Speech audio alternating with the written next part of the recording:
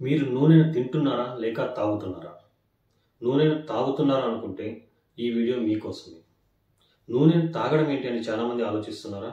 మీరు ఎంత మోతాదులో నూనె తీసుకోవాల్సి ఉంటే అంతకు మించి ఎక్కువ నూనె తీసుకుంటుంటే అది మీరు తాగుతున్నట్టే లెక్క. ఆహారంలో ప్రతి ఒక్కరూ కూడా నూనెని ఉపయోగిస్తారు. పరిమితికి మించి ఉపయోగించడం వలన రక్తనాళాల సమస్యలు కానీ, కొలెస్ట్రాల్ చేరడం, అట్లే విధంగా గుండె సమస్యలు, స్ట్రోక్ రావడం ఇవన్నీ జరుగుతుంటాయి.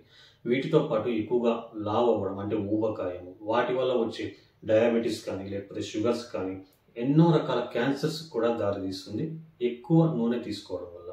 సో పరిమితికి మించి నూనె తీసుకోవద్దండి. ప్రతిరోజు ప్రతి మనిషి ఎంత నూనెను తీసుకోవాలి? రోజు ఒక మనిషి రోజుకి 20 నుంచి 25 గ్రాములు అంటే 4 నుంచి 5 టీ స్పూన్ల నూనెను మాత్రమే వాడాలి. దీనిని మనం మంత్కి ఒక నెలకి మనం సరిచూసుకుంటే ఒక మనిషి రోజుకి 20 నుంచి 25 గ్రాములు అంటే 25 ఇంటూ 30 రోజులు అంటే 750 గ్రాములు అంటే 3/4 కేజీ మాత్రమే వాడాలి ఒక మనిషి.